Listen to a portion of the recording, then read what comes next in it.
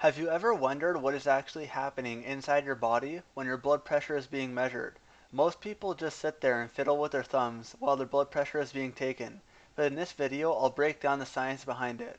When the heart contracts, it generates a pressure gradient throughout the circulatory system. It is this pressure gradient that drives the actual flow of blood from regions of high pressure to regions of low pressure.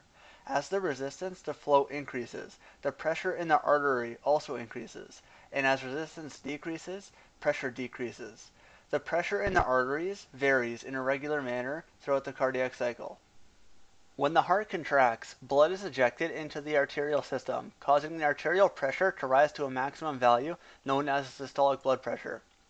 As the heart relaxes, no more blood is being ejected into the arterial system, but blood is still exiting the arterial system and entering the capillary and venous systems. So blood pressure in the arteries falls, and the lowest pressure is called the diastolic blood pressure. It's the combination of systolic and diastolic pressures that are commonly reported by medical staff as some value over some value. For example, 120 over 80 millimeters of mercury, which is considered a healthy blood pressure. Systolic blood pressure is when the heart contracts, and it's when the pressure is at its highest. Diastolic blood pressure is the lowest pressure, and as the heart relaxes, the pressure gradient is maintained by the elastic recoil of the arteries, which keeps the blood flowing as the heart fills with blood again. In humans, the pressure of blood in the arteries is measured indirectly by balancing air pressure against blood pressure using a blood pressure cuff. A special hollow rubber bag enclosed in cloth has leading from it two tubes, one going to a manometer and the other to a bulb-type hand pump. The cuff is wrapped around the upper arm, keeping the elbow region clear. The pressure in this cuff can be increased by pumping the bulb, and the pressure in the cuff can be read on the manometer.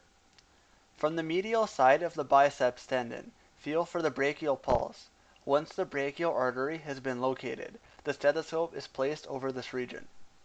The pressure in the cuff is first raised above the arterial blood pressure. At this time, no pulse can be felt at the wrist, and no sound can be heard over the brachial artery.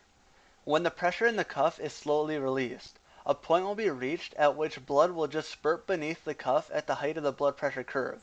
When the blood pressure begins to fall again, no more blood will get through. A slight pulse may be felt at the wrist, and a tapping sound will be heard with the stethoscope. This is taken as the index of systolic pressure, and the reading on the manometer at such a time is taken as the systolic blood pressure. When the pressure in the cuff is reduced more, changes in the character of the sound occur.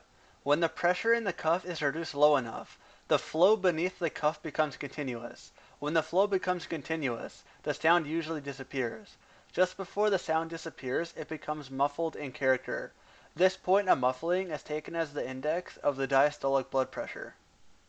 The index of systolic blood pressure may be obtained by palpation or by auscultation. The values obtained by palpation may be 5 to 10 millimeters of mercury lower than those obtained by auscultation. The radial artery is palpated at the wrist. The cuff pressure is then increased quickly until the radial pulse disappears. The pressure is then allowed to fall at a rate of 2 to 3 millimeters of mercury per second. Note the pressure at which the radial pulse returns, and if the pressure at which the radial pulse returns is higher than that at which the first sound is heard, then this is taken as a systolic blood pressure. If not, the auscultatory reading is acceptable. During auscultation, the observer listens with a stethoscope placed over the brachial artery as indicated previously.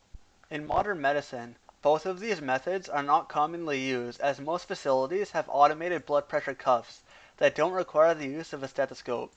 The cuff is simply wrapped around the upper arm, or you put your arm through it, and the device displays systolic and diastolic blood pressure, and some may also display pulse rate.